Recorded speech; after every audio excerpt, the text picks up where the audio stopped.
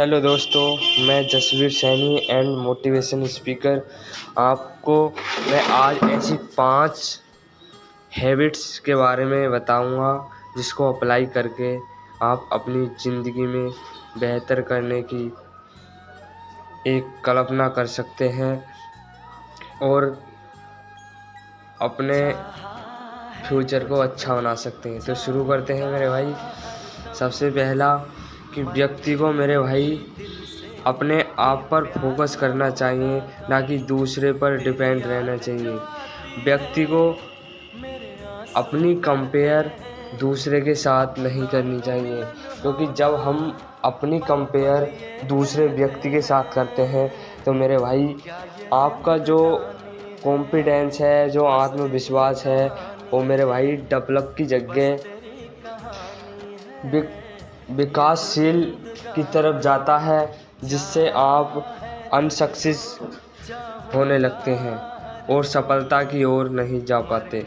इसलिए अपनी तुलना किसी के साथ मत करना, क्योंकि मेरे भाई ये कुदरत है, जो भगवान है। भगवान ने प्रत्येक व्यक्ति में एक स्पेशल क्वालिटी दी है, एक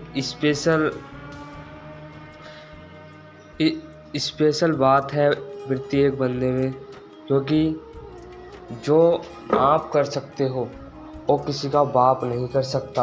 हाँ, आपने ठीक ही सुना है कि जो आप कर सकते हो किसी का बाप नहीं कर सकता, क्योंकि प्रत्येक व्यक्ति में एक अलग ही टैलेंट है, जबकि दूसरे व्यक्ति में हो ही नहीं सकता। अगर होता तो मेरे भाई उस पर खुद पे शक होता। इसलिए भगवान ने प्रत्येक व्यक्ति को अलग ही बनाया है, एक अलग ही टैलेंट दिया है। इसलिए हमें उस टैलेंट को ही पहचानना है और उस टैलेंट को पहचान कर उस पर वर्क करना है और अपने नाम के साथ साथ इस देश का नाम करना है। तो मेरे भाई दूसरी टिप्स देना चाहूँगा कि अपने संस्कार। मेरे भाई अगर आप सफल होना चाहते हैं और अपनी जनरेशन, अपने फैमिली की जनरेशन और आसपास की जनरेशन को आप नए माहौल में ढालना चाहते हैं, तो सबसे पहले खुद को इम्प्रूव करो, फिर दूसरों को प्रेरित करो। दूसरों को संस्कार देने से पहले अपने संस्कार, अपने व्यवहार, अपनी सहनशीलता को इम्प्रूव करो, जिससे आपकी जो स्किल है वो डेवलप होगी और आपकी भाषा जो है वो डेवलप होगी और आप एक जागृत इंसान बनेंगे, जिससे एक समाज को, एक फैमिली को, एक आसपास की जनरेशन को एक अलग मैसेज जाएगा आपके व्यवहार, आपके संस्कार को देखकर, जिससे आप तो बदलोगे ही और आपको देखने वाले लोग भी आपसे प्रेरित होंगे और वह भी कुछ बदलाव ला सकते हैं। इसलिए मेरे भाई खुद का तो फ़ायदा हुआ ही है, इसलिए आपसे कुछ दूसरे भी सीखें, जिससे वो भी शिक्षित हो सकें, वो भी व्यवहार में चेंज ला सकें।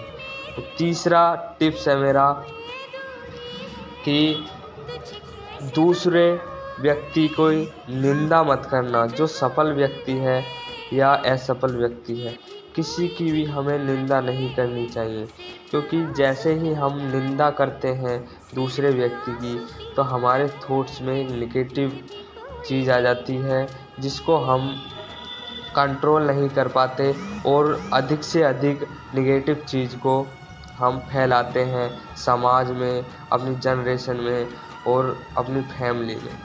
तो मेरे भाई कभी भी नेगेटिव चीज़ मत फैलाना, अपने व्यवहार को अच्छा बनाना। चौथी चीज़ मैं कहना चाहूँगा कि व्यक्ति को जहाँ से कुछ सीखना मिले तो उसे सीख लेनी चाहिए, चाहे वह व्यक्ति छोटा हो कद में, चाहे बड़ा हो, चाहे बच्चा हो, चाहे जवान हो। अगर तुम्हें कुछ अच्छा सीखने को मिल रहा है तो मेरे भाई सीख ले लेनी चाहिए। उसको त्यागो मत, सेक्रीफाइस मत करो, उसे ले लो, चाहे छोटा हो चाहे बड़ा हो। हमें तो शिक्षा लेने से मतलब।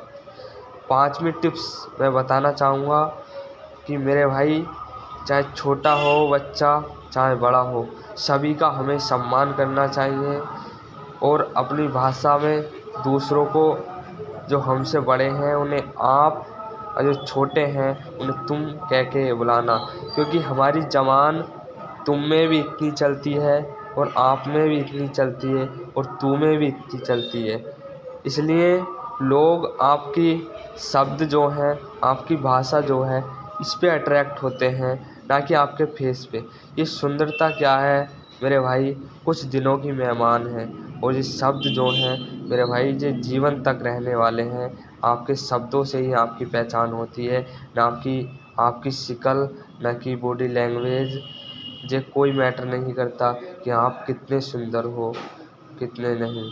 ये सुंदरता 20-25 साल तक रहेगी, लेकिन आपके शब्द ये हमेशा ज़िंदगी भर रहेंगे।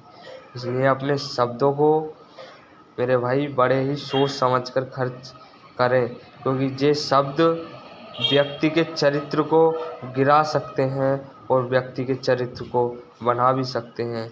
एक बाज की तरह बनिए, एक ईगल की तरह बनिए, क्योंकि जब ईगल की उम्र 40 साल होती है, वह बूढ़ा हो जाता है और खाने को कुछ नहीं रहता, तो मेरे भाई वह पहाड़ों पर चला जाता है और अपनी चोंच को घिसता है और 30 साल ज़िंदगी